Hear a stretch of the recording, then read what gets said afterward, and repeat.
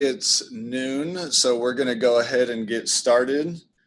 Welcome to our fourth and final session of our Career Edge webinar series created by your Business School Alumni Network. So this four-part series, we're hoping to provide you with an in-depth look at current industry trends while also helping you brush up on your professional skill set.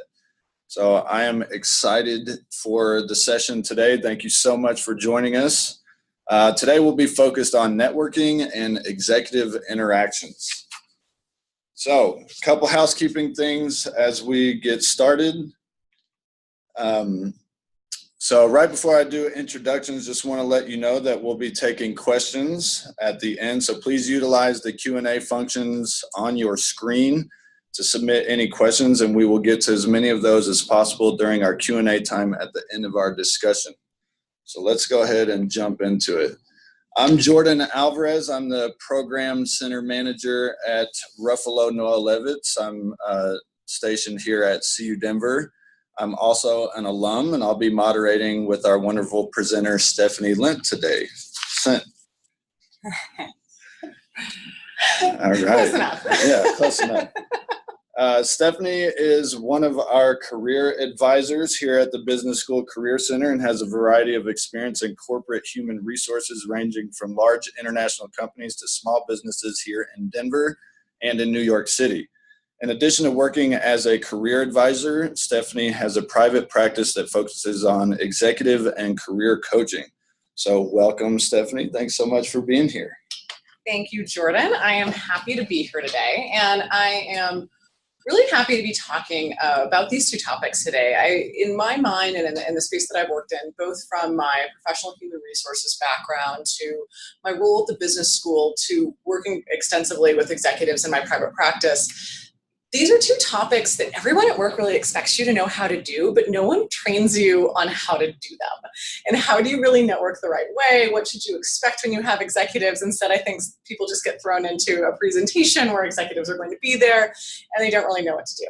So hopefully by the time you get done with us today, you've got a much better idea of what people really mean when they say something like networking and what to be aware of when it comes to executives who are actually a lot like the rest of us. They just tend to have some higher expectations that they're trying to meet for their organizations a lot of time. So today we're going to be going through a few different topics. The first of which is going to be networking preparation. I find that in working with a lot of people, your success in networking was really dependent on how well prepared you are beforehand and what you'll do if it goes well. Will you have the materials ready to send out to someone? We'll also talk about some best practices for networking, really the do's of networking, and follow-up. One of the things that I'll say is that if there is one thing that you remember from this networking presentation, it is that it is all in the follow-up. Networking without follow-up was simply a nice conversation that you had with that one person that one time. Follow-up is what makes it a connection that you can leverage in the future. And then we'll be going over executive interactions to wrap up today. All right, so let's start with, first of all, when to network. I think this is such an important thing to cover as we're talking about networking. So there's a lot of different times when you can do this. And I think that one of the best times to network is when you are happy in your job, when you're happy in what you're doing, when you really like the people that you're working with. This is a great time to be networking. This is a great time to be expanding your contacts. Then if you ever are looking for something, you've got a whole group of people that you can turn to and say, hey, I am actually looking and, putting some feelers out there for some different jobs or whatever that might be. And then, of course, when you're looking to change job or industries, there's a data point that we talk about a lot here at the business school that I think is really fascinating. And there's a lot of different percentages on this, and a lot of people have looked at this, but they find that for people who get jobs, 70 to 80% of them have some networking contact within the company. And so that's saying that it really is who you know is actually true in reality. And your network is what can really help get you there. Additionally, where would you network? I think one of the things that you'll notice about this list that I put together is that I actually have networking events as the very last preference of where you would network. I think, which isn't to say that networking events can't be a great place to meet contacts, but I think when we think about networking, it's not about just thinking about, okay, hi everybody, this is a networking event, go network right now. But when are some other times that you should really be thinking about networking? So whether that's at conferences are a great place to network, industry events are wonderful as well. One of my personal favorites are educational and lecture events. This is a great opportunity where you don't necessarily have to get out and network right away. You can learn something and then have this nice commonality with people who've attended that event at the same time. Additionally, and I think, Jordan, this is really apropos for what we're talking about today, alumni events are really wonderful as well. Things at CU Denver are wonderful. I obviously work in Business Career Connections. I'm connected to a lot of what we do in alumni and throughout the business school. And this is a great way to get connected back within the university as well. All right, the next one is one of my favorites and one that I talk to a lot of my my clients about, certainly those that are maybe even a little newer in their career, which is to network at work. One of the executives that I've worked with has said, when you're at work, who's your pack? Who is the pack around you that can make things happen? And you might have a great working relationship with your manager, but how well do you know different departments and different people in your organization? As we all know, managers, directors, senior level executives can come and go. If your best advocate in your organization leaves, who is there that can really still advocate for you in the work that you're doing? This is a great time to get coffee with a colleague in a different department, and to make sure that people at your organization know what it is that you do. This can also be really helpful if you happen to work for maybe a larger organization and you might think about transitioning positions or roles to a different group at some point. This is how people start to keep you in mind when those opportunities come up. All right, and then you're also going to network with the audience that should love you the most. So your family and friends, we hope, most of them at least, and getting to know them in more of a professional capacity. Here's a question to consider. When you think about your family and friends and what they do, how many of them can you really describe what it is that they do professionally? Maybe for your closest family and friends, you can explain a little. Maybe when you get a little further out, that gets a little trickier to describe. And if that's true for you, it's certainly true for them. Sometimes it's really amazing when you talk with family and friends who they can actually connect you with. And you might know this person in a really casual capacity. Maybe you play softball with them, or maybe you're on swim team with them and you only talk about those sorts of things. But starting to talk a little bit more professionally can be really helpful. And then lastly, networking events. All right, networking preparation. Anyone who knows me knows that I fully believe in preparation. I believe that there is no substitute for great preparation when it comes to career and when it comes to really setting yourself up for success. When we're thinking about networking, one of the things that I want everyone to really frame in their minds is that you have to assume that the networking is going to go well, or at least we'll hope that. But if it did go really well, and you met with somebody, maybe they're really influential, maybe they just really want to help you, and they say, hey, great, send me your resume, let's connect on LinkedIn. You don't want to have any hesitancy behind doing that, which means that before you go into networking, you need to be resume ready, and your LinkedIn profile needs to be up to date. Jordan, I know that we've had some really good past webinars on both of these topics that have actually been in the same series. So these are great things to review before you go in. Do you know where our alums can find those? Yeah, absolutely. You can find them on our website. That's business.ucdenver.edu/alumni. Just click on the Career Edge webinar series and you can pull up all of the past webinars. Wonderful. And these are a great thing to review before you get ready, and so that you really do feel comfortable with your resume on LinkedIn. And then the other question that I have for you is, are these up to date with your current accomplishments? This is something that I think is really easy to do when we get into this humdrum task of updating our resume, our LinkedIn, and we all sort of groan and do it. I work in this field and I do it too. I know what you all are feeling out there. But at the same time, I think it's so important to be able to show your network and even people that you don't know that you're good at what you do. You're good at your job. So start to think about some possible accomplishments. This is what separates your resume and your LinkedIn profile from really being a reiteration of your job description versus really being an active document that shows what you're doing to date. So start to think about completed projects that you've done. Have you ever improved a process? Is there something really obvious? And I work with a lot of people on their resumes, and sometimes they even forget to mention that they've had a promotion recently. Or is there a collaboration that you've done with other departments or executives, maybe on initiatives or other things? So these are some really easy areas that you can get into updating your documents. Additionally, really think about updating your personal brand. This is something that I see really frequently. Obviously in my role, I work with a lot of people who are in career transition and they're looking to transfer their skills over into maybe another job or maybe into another industry. And I've got an activity to help you all with this here in a second. But some of the questions that I really ask a lot of people that I work with, which is, are you presenting yourself for the role that you want to have? And are you really framing yourself in that direction? And additionally, are you dressed the part for that industry or role? In executives that I've worked with across a number of different industries, from corporate to nonprofit to higher education, something that people have said to me is, I'm really thinking about maybe promoting this person and I think they've got a lot of potential, but the problem is that they're not dressed professionally. I need them to be wearing a suit. I need to see a suit jacket in order to think about that. And I think one of the things, and I think that this does happen in a number of different places, you obviously all know your industry or organization best and what the dress code is there. But if people have concerns about with you, this tends to be such an uncomfortable area at work that no one will ever say anything to you. They will have it as legitimate concern. So this is something to really be thinking about, that if you're looking for a higher level role, can people actually picture you in that role? And along with that, how can you start to update your leadership traits? Maybe you're going into a role that would require managing a team that's larger than a team that you're managing, or maybe you're looking to go into a role that has a management aspect and you don't manage anybody right now.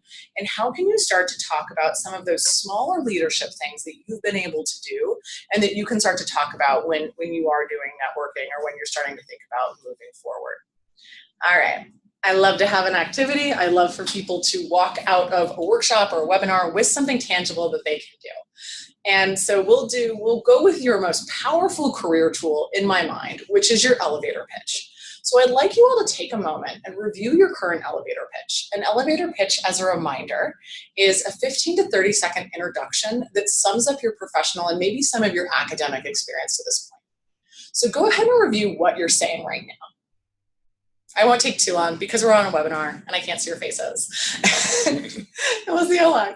And the next question I want you to ask yourself is, does it reflect the career that you want to have? Or are you only branding yourself for your current career? I was working with an alum a little while ago who had a background in accounting and was really looking to go into finance. And the pitch that he was going into really went into AP, AR, journal entries, all of these accounting tasks. And when we got into it a little bit more, we found out that he really did have a lot of great finance skills that he could talk about. He had some financial modeling. He'd been doing some budget analyses. He had some really great Excel skills, and he really needed to start pitching himself more in that finance realm than back in the accounting, which wasn't where he wanted to be anymore. And now I want you to ask yourself, how can you update or change your elevator pitch for the career that you want to have? Go ahead and make a couple notes. And Jordan's going to give you an example here in a moment. That's right. Yeah, so just to jump in here, I mean, I'm very happy in my current role, but along that career track, a lot of people that are in my role end up in account management. So, going with Stephanie's first example of branding yourself for now, that elevator pitch would look something like, I work in a fundraising call center where I'm responsible for recruiting, hiring, and training a staff of 30 students. I enjoy forecasting, data management, and interacting with the staff to hit our goals. I just want to make a positive impact on CU Denver's campus. So that kind of puts me in a box for the here and now. Talking about the account management role, that might sound something like, I have over 3 years of experience in sales, development, training, and client relations as a B2B salesman and fundraising manager. I would love to grow in the company as an account manager. I will focus on results, team effectiveness, and client retention to make that happen. I think that is such a great example, Jordan. And one of the things that hopefully you all can take away from this is that Jordan is saying exactly what he does in his role in both pitches. In the first one, he's really pitching a lot more of how he manages and motivates a large team and some of the data components that come with it. In the second one, he's also talking more about some of the sales and some of the fundraising goals that he really hits and some of his past experience as well. Both are really valid for his background and are both true. Yes. But as you can tell, people, if you can't brand yourself for the role that you want to go into, it's a leap for your network to be able to do that. The more that you can start to present yourself in what you're trying to go into, the more success you're going to have. Versus starting off with that first pitch and then trying to convince why you can go into sales. But this just gets people framed in the right direction right away. All right, what are some networking best practices, right? So you're at this like networking event, you're at this conference, and we do this at events at the business school, we have networking, it's time to go. So what are some things that you all should be keeping in mind? And the first one is to have an open mind. I cannot tell you the number of times I've had someone come into my office or tell me over a Skype call, you'd never believe it, I met this person the other day, and it turns out that they actually have the connection into the organization that I was dying to get. And so a lot of times these unlikely contacts can lead to really great connections. Additionally, I used to work with students with my alma mater from my undergrad in learning how to network and to teach them how to network. You all can tell the career path that I was inevitably on at the time. And I'd have some engineering students walk up to me and say, "Hi, I'm an engineering student. Are you an engineer?" And I'd say, "No, I'm not." And they'd say, "It was nice to meet you. Have a great event." And what they were missing was that I actually worked in human resources at the time for an organization that hired engineers. And if they'd stuck around a little longer, I had several friends who were engineers who were at the networking event that I could have introduced them to in real times. Additionally, quality contacts are better than a quantity of contacts at an event, certainly. Getting to know a few people well, one of the frames that you can put around this when you're trying to figure this out is, would the person remember you via email once you reach out to them later? Have you made enough of an impression?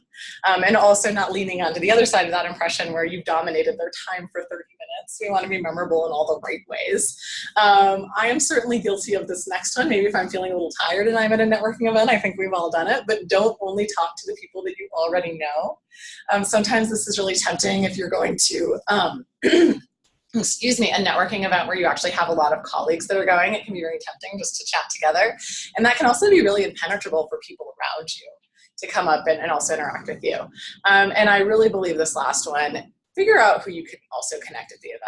Networking events aren't all about you and aren't all about making yourself successful, but maybe you talk to somebody who you don't have an interest in their organization, but you meet somebody else who'd be perfect for them to meet. This is something that really sets yourself apart as being a great professional, is introducing some other people along the way. All right, I am a Myers-Briggs practitioner, and I'm really interested in how networking really is different for both introverts and extroverts when they get into some different environments. Absolutely. So for those out there that aren't very familiar with Myers-Briggs, do you mind just adding a sentence or two about what that is and what you do with that? Yes, so Myers-Briggs is one of the original personality assessments. It measures how comfortable you are in terms of how you get your energy, how you like to take in information, how you like to make decisions, and lastly, how you like to organize your time. Probably one of the most famous things to come out of Myers-Briggs is this concept of introversion and extroversion. And I find that a lot of times people who are extroverts might be a little bit more comfortable in a networking event, but people with a preference for introversion might struggle with some more things. So here are some tips if you identify a little bit more on that introverted side. Number one, review who's going to be attending prior to the event. I think this can make you a lot more comfortable. And also focus on doing what you do best, which is probably meeting a few people and making meaningful connections, and also asking them questions. A lot of people really like to talk about themselves. Know that small talk is coming no matter what, so be ready. So be ready with weather, traffic, other local topics that you want to talk to, asking people how they're connected to the event. And this is one of my favorite questions. If someone's describing where they work, what has their experience been with that organization thus far? This is a much better approach than asking them if they like their job or organization. They might not really be happy, and that might put them in a tough position. The other question is a much more open one that it's easier to answer for most people. One of my colleagues in the business school says that when you go to a networking event, you need to know how you're going to introduce yourself and how you're going to get away. And so what are your ways that you're going to leave the conversation in a nice way that lets the contact know that you've had a great conversation, but you're just going to keep going? So you can say something like, "It's been lovely talking to you. Please excuse me, I'm going to go get some food." Or maybe greet a colleague who just walked in. And then the key part of this is asking them if you can get their card so that you can follow up with them either on email or LinkedIn. This is a really critical part of the conversation. If I'm at a networking event, I don't consider someone to be able to follow up with me if I give them my card. I only consider that to happen if I have their card and I follow up with them. So those are my main tips for introverts. Yeah, and I just want to jump in here, Stephanie. So you provide some really great information here for introverts. I just want to see if you could provide a sentence or two for those extroverts out there and maybe some tips for them when they're networking. Absolutely. So I think the main thing for extroverts is probably to focus on who's in front of you. As someone who's very extroverted myself, it can be, by definition, extroverts get energy by their external environment. So networking can be very distracting. And the other thing that I would have to say as well is help our introvert friends.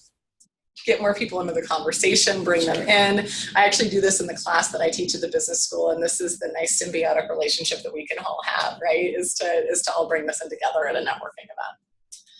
All right, the most important part of networking is the follow-up, beyond a doubt.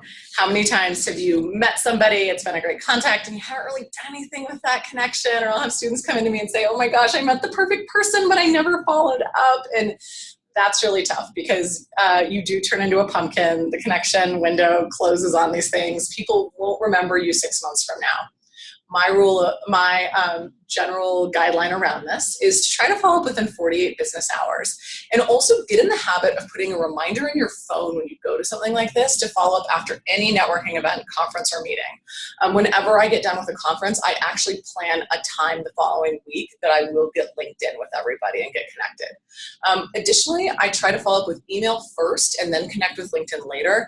There's a lot of different opinions around this. My opinion on this is that I think most people who are professionals check their email really constantly, but may not be on LinkedIn all the time. And so you might have something more time sensitive that they may not see for a few weeks. And LinkedIn is essential in this whole piece. This is how you stay connected to your contacts long term. I had a partner that I've worked with at the business school who I'm connected with on LinkedIn. I got a notice on LinkedIn that they had changed positions. I was able to reach out to them, congratulate them on the new position and the new company that they were starting with. We were able to meet and connect, and they were able to introduce me to the new contact that was taking over their old position at their last company. Out of that one notification, I maintained 2 contacts. If that hadn't happened, I would have had no contacts at all and gotten an email bounce back the next time that I tried to connect with that person. All right. We are done with networking, so let's talk a little bit about working with executives. This is something that I've had the opportunity to do with in a few different phases of my career. I worked with executives really extensively when I lived and worked in New York City every day. I've had exposure in the corporate environment as well, and I work with executives all the time in my business. So, and I think that this is such an important topic because I think we can start to think about, how is it that you really see executives and how are you engaging with them? And is this an opportunity or something that you find to be really intimidating? And do you engage senior executives at work? And if there's a tip that I can give you, it would be to engage senior executives at work as long as they're not too scared or standoffish. But, an executive is going to have an opinion about you, whether you give it to them or not. And I think at work, it's really important that you're able to frame what it is that someone thinks about you from them getting to know you. But if you do, say, run into an executive in the elevator at work, be ready for them to follow up with some questions. So some questions along the lines of, what do you do here? How's it going so far? I know an executive that this is one of their favorite questions, which is, what do you think of the company? Executives are really good at gathering information from a lot of different sources. Where were you before this job? And what's the most important thing that you're going to work on here? Executives are tasked with having to really be able to contribute to the overall strategy of the organization. And one of their expectations is that you are able to think strategically as well, and that they're able to tap into that for you too. And every executive that I've ever worked with is very short on time. And I think a lot of us can say this, but one of my favorite executives that I used to work with used to say, I remember asking him if there was anything else that he needed. And he said, if somebody could vent a day in between Tuesday and Wednesday that no one else knew about, so I have 24 hours to get my work done, that would be amazing. And most executives that I've ever worked with are very, very short on time. So you need to be able to really summarize what you're saying to them. So be able to summarize your role at the company. This is a type of elevator pitch, and what projects you're working on. And start to think about what questions you would ask if you were an executive, and what are some details that you need to back up your statements. So if you're telling an executive that your project's on budget, be ready to talk about why and how that is on budget currently. And additionally, know when you need to get more information or when your manager should be asking that question.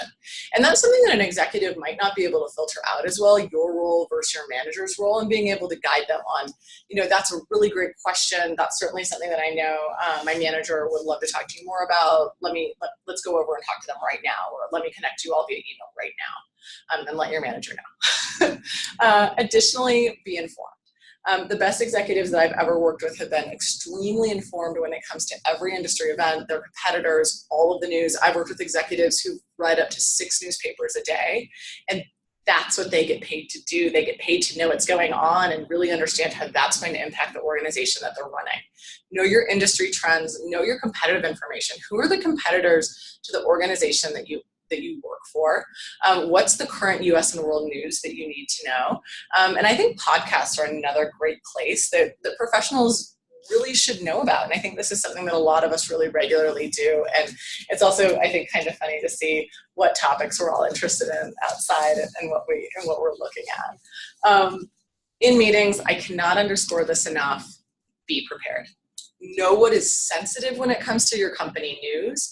Know maybe there's something that's going on. Maybe there's a potential merger with your company. Maybe there's an article that came out in a newspaper that maybe wasn't unflattering of your organization, but the organization might not be happy with. Really knowing what's going on with your company to that point is exceedingly important. And also review LinkedIn profiles.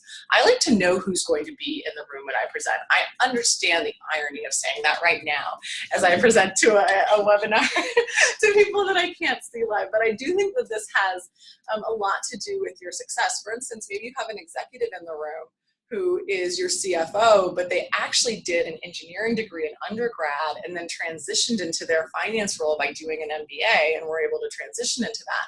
They're going to ask really different questions than someone who has more of a pure finance or accounting background. Also presenting, we've got to go with a little Stephen Covey here because this is, I think, one of the best things to think about, which is to begin with the end in mind. What is the bottom line to what you're saying? This is what an executive is wondering when they come into a meeting with you, by the way. Why am I here? Why do I care? What are we really going to address? And if you have trouble getting down to this topic, a really great filter to think about, or what are the top 3 takeaways that you want to have after that meeting? Additionally, consider the types of questions that may be asked. This goes back to LinkedIn profiles. This goes back to thinking about other roles. Sometimes we get very involved in the particular area of work that we're in, and we really only see our work from that lens. Start to think about, what do people in sales care about? What do people in engineering and marketing care about? What does our finance team care about? And lastly, dress up. Look the part. I normally advise to be more conservative than not in these areas. I recommend wearing traditional colors. This is blue, black, gray, and white. Again, this just allows people to relax and know that you are up to par for their standards and that they can really focus on what you're saying. As I tell a lot of my undergraduate students, when you are meeting with people and you are talking with them, you want them to focus on the words that are coming out of your mouth, not what you are wearing or doing. And this is a really important thing, I think, especially when we're nervous and we get into a high pressure situation, like having to give a presentation to a team of executives or even just one executive.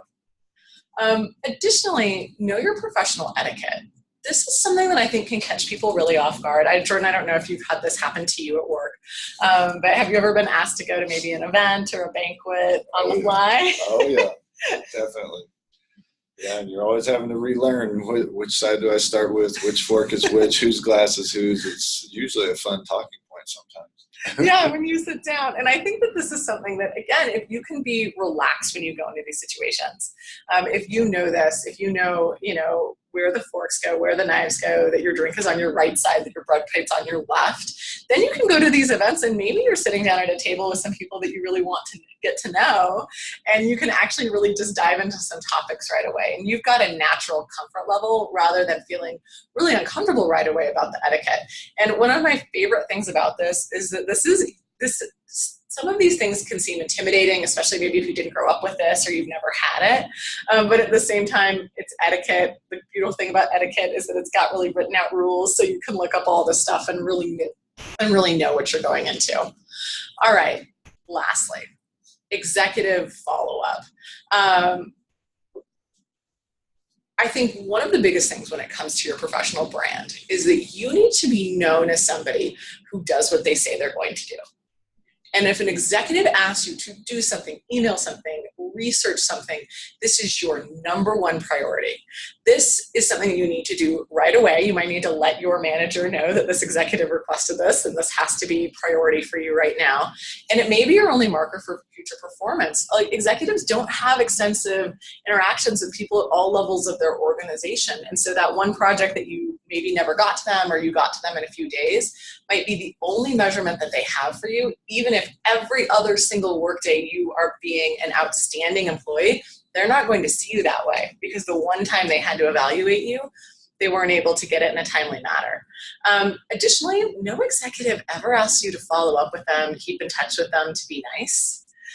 If they do that, they really mean it. And sometimes it can actually be really insulting to them if they say that to you and you never follow up with them. My general rule here is to probably follow up every 4 to 6 months, depending on the executive, depending on how good the relationship is with them. And lastly, be sure everything that you prepare for them is perfect. Executives not only have strategy in mind, but they often have an extreme eye for detail. So even small mistakes can be something that can really get to you. That is all I have for both executive and networking. I'm hoping that you all have some ideas on how to approach executives and also have a couple networking strategies. I know right now we're going to open it up to a few questions from you all. Yes, absolutely. Thank you so much, Stephanie. That was very insightful. So we have some questions coming in.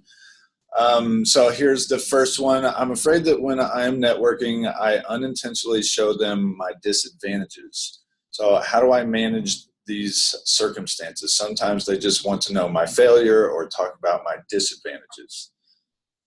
So what would you say about curbing some of those things?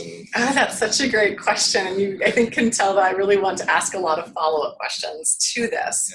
Yeah. So one, I think that this is really normal. Right? Most of us don't walk around thinking about how wonderful we are. And I think that that's a really important cultural thing, right? Like, I don't meet Jordan and say, hey, Jordan, I'm doing great today. I feel really prepared for my webinar. I think I'm going to do great. Like, you wouldn't like me if I came in and did that. And so networking, I think, is something that you want to think about what you're going to say. And an easy way to do this, so that it doesn't feel as much like bragging, is trying to figure out if there are positive things that you're going to say about them. What are the facts that are actually attached to that? Maybe talking about a project that you're working on, or maybe you've been doing some research into a new topic and how interesting that is. The second part of your question on asking about failures and some other things, these are probably a little bit more if someone really likes you and they're starting to ask you some interview questions. I call these negative facing interview questions. And again, I think that the preparation is the biggest part of this. Know that this isn't common. This could happen at networking. It definitely happens in interview. And so when you get asked a negative question, like a time when you failed or a time when you've had conflict at work, your strategy around this should be to answer it honestly, but also to be prepared and to try to think through the examples that you could go through and to try to find the example that does show you in the best light. I can guarantee that if you're asked this and you're not prepared, the worst possible example is the first thing that's going to pop in your mind. There's actually psychological theories behind this. But just know that that might come up and start to think about what are some true examples that get to these questions and that still show what you can do. Absolutely. Well, thank you so much for sharing that. We've got another one here. So this question is, how do I network with executives initially, just to get to know them and start that relationship? I don't want to be too personal, but I want to be genuine and have a genuine connection. Very interesting. And again, I have so many follow-up questions. I'm wondering, is this at work? Is this at different events? So I think one is to walk up to them and to really know your small talk topics, to be ready with those. And I think next is to really start to think about some questions that you would ask them that aren't too intense off the bat. So especially if you're newer in your career, a nice way to approach executives might be to say, as you're talking with them and as you're networking with them, it seems like you've had a really interesting path with this company. What's something that you wish you would have known when you were in my place? Or if you could say something to yourself 15 years ago, what's some advice that you would have given yourself? And I think that this really shows that you're not putting them too much on the spot. These are questions that I think people really actually like to think about and enjoy thinking about versus, hey, where do you think the company's strategy is going to go? What do you think is going to happen to our stock? Those are intense questions to answer, right? But these are some really nice, friendly, chatty ones that I think can be flattering to the person listening and really show that you respect their tenure, their expertise, or their leadership skills. That's awesome. Great insight. So we've got another one here. This question reads, what is the best way to invite a colleague in a different department to a networking lunch or coffee without looking like I'm desperately looking for a new position? So maybe not showing those cards, but still networking within your organization. Oh my gosh, I love this question. Wonderful question. I've liked all the questions so far, by the way. They've been great, and I mean that very genuinely. I think the best way to do this is to try to do it in person. So maybe the next time, instead of replying to their email, it depends on who the person is, but maybe the next time, instead of replying to their email over your computer, you go up and reply to their email in person, and I can say, hey, I was actually going to go grab some lunch. We should definitely grab some lunch sometime. Or, have you been to the new coffee place down the street? Let's connect and get to know each other a little bit more. So I think that's off the top of my head. I think that that's a really nice lead in. And I think that this is much easier in person. I think at work, if you invite someone to coffee or lunch over email, it's kind of like asking somebody on a date. You're like, what are they going to say? Right. And so I think the in person is a much more comfortable way of doing it, that if you can facilitate that. That's great. So another one here, is there a key to being more memorable? Yes. There is. Short answer, yes. Absolutely. Yes, there definitely is. So one of the things, and not to get off on a complete psychological tangent here, but one of the things is that when we look at what makes people really memorable, as humans, we're actually really set up to remember stories. This is part of the reason why things like folklore exist in a lot of cultures, is that this is why when you watch the Olympics, you might not really care about ski jumping, but after you see a really compelling story about this ski jumper in their hometown, you are then very, very vested to see what happens to them in the Olympics. Right. And so one of the ways to make yourself more memorable is to talk about real life examples of things that you've been doing. Rather than talking about projects that you've worked on generally, talk about one project more in depth that you've done. Rather than giving, only sticking to overviews to what you've done, try to have more specific examples of what's going on, and people will naturally remember you more. Yeah, absolutely. So another one here, what do you suggest to help get the other person talking? I talk too much. Classic extrovert problem right there. Curiosity should overcome my urge to talk, and the more the other person talks, they tend to have a better opinion of the interaction. So what would you say for that one? I think that this is a question that I can certainly identify with. Right. I think one of the things that can really help in this, that I try to remember, is that we listen with our mouths closed, and we listen to what the person has to say rather than trying to think about what we're going to say next. And a lot of times, and I try to not speak for people with a preference for introversion because I'm not part of that club and I won't assume to know what they say. But sometimes I'll hear that people with a preference for introversion are really looking for those pauses to maybe say a little bit more, or maybe ask a question of their own. But sometimes as extroverts, we might get so excited by the conversation and so curious that we just keep going and going. And so to allow yourself to have a couple more of those pauses and really try to listen rather than asking next can be helpful. But I feel you, and I know where you're coming from. Yeah, absolutely. I run into the same thing, and a lot of the coaching that I do is you have to listen, you have to process, and you have to respond. Otherwise, the responses are just disjointed. So that's great feedback. Another question here. I'm starting a new company, and I'm curious how to best start networking with CEOs and others in my industry. My quote-unquote cold call email efforts have been a bit futile. Mm-hmm.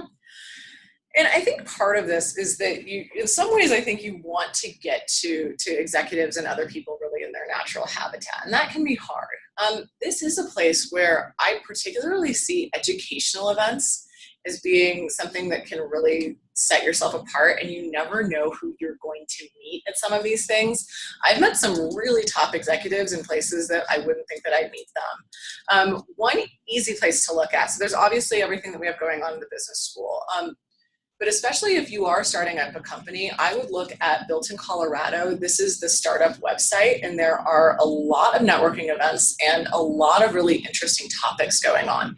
So there are lectures on artificial intelligence, on cryptocurrency, things that executives might be really interested in knowing more about for their own companies. And so depending on what your company's doing, these might be some good things to attend. But I do think that some more of those educational lecture type events might be a good arena to go to. Yeah, that's excellent. Start building that network, and good luck in your entrepreneurial endeavors.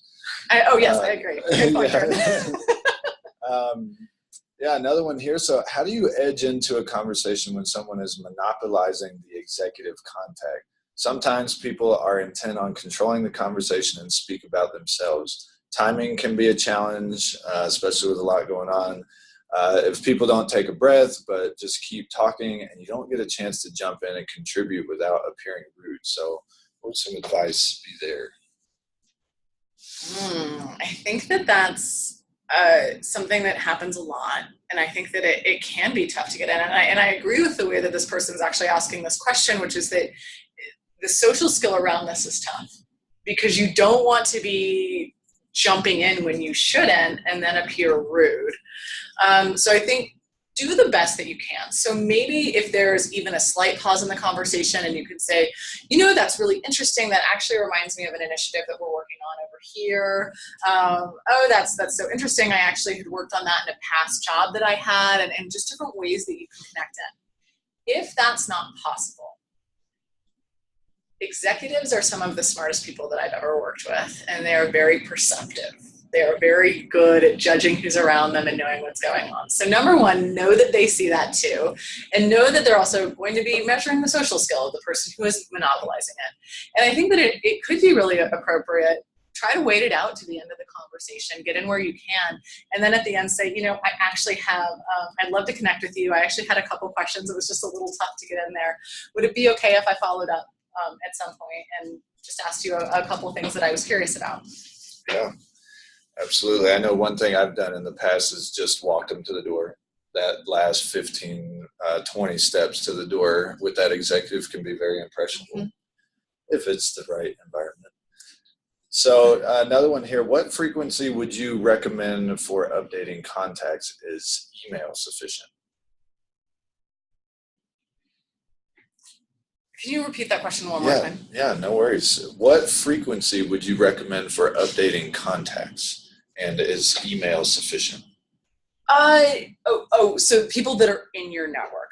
Got it. I would say, again, every 4 to 6 months. It really depends on the contact. So if this is someone that you know well, I think 4 to 6. The problem is that if you get beyond 6 months, then it starts to get tough for that person to even remember you and know what's going on. And one of the things that I would say that's a way to do this is that you might even like or comment on something that happens on their LinkedIn profile. That's actually a way of staying in touch that's not maybe quite as direct as actually emailing them. I do think that email is good. One of my favorite tips, and I give this to a lot of people, so use it as you will, but I think especially when you're leaning into some of those email conversations, you can say something like, hey, how are you? I hope you're having a great spring so far. The season has changed. And so in that season changing, I think that's a really great way to get together your colleagues, Happy New Year, all of these things. And then the other thing that I'd say is that I think it's really appropriate. Don't ask for too many meetings. And again, this really requires a lot of nuance with the person that you're working with and what their preference is. But I'd also say to not be too shy about asking for a meeting occasionally and not just only doing it over email. Not as much as going to come out as email as an in-person coffee where you're really going to talk about what you're doing and what's going on. Email is more for a direct request, right? Versus actually chatting. Yeah, that's great. These are all phenomenal questions. We have a couple more. So do you have any podcast recommendations? Yes, I do. It depends on where you are. So First and foremost, I work in a business school. I work with executives. A quote that I get from executives around here a lot is that they expect that every business school student is reading the Wall Street Journal every single day. Wall Street Journal, Bloomberg. It depends on how intense you like the delivery of your podcast. But I think that those are both really, really great resources. And that really keeps you up to date on what's happening in the business world, which is fundamental to having these conversations. And I think when it comes to talking to either networking or networking with executives, this is something that will naturally make you more comfortable when you know what's going on. Additionally, I would highly recommend listening to podcasts in your industry or in your profession. There is so much that you can learn. And particularly, this is something that an executive really expects, right? You work in social media marketing. You should know what is happening in social media marketing. What are the trends? You should be all over what's happening with Facebook right now, right? And what people are saying about it and what some of the experts are saying. So definitely podcasts within your industry. Going into your app store and even just searching the topic of what you do, you'd be amazed at how much is out there. Yeah, that's excellent advice. So last question here. What are some upcoming events held by the business school to help me build my network in this, using the advice and the great information that you've shared here? So one that is coming up in just a couple weeks is on Wednesday, April 11th from 4:30 to 7. I don't have a flyer in front of me. I just have been thinking about this event so much.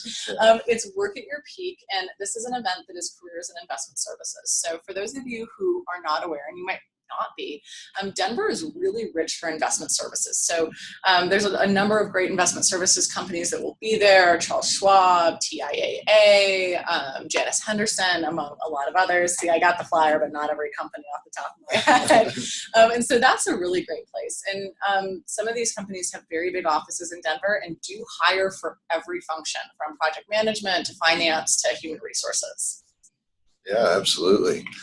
Well, thank you so much, Stephanie. That concludes our webinar, and just a perfect segue from that last question is you can test all these skills at an upcoming event that the Business School Alumni Network is sponsoring. It's on Thursday, April 5th, so a week from today.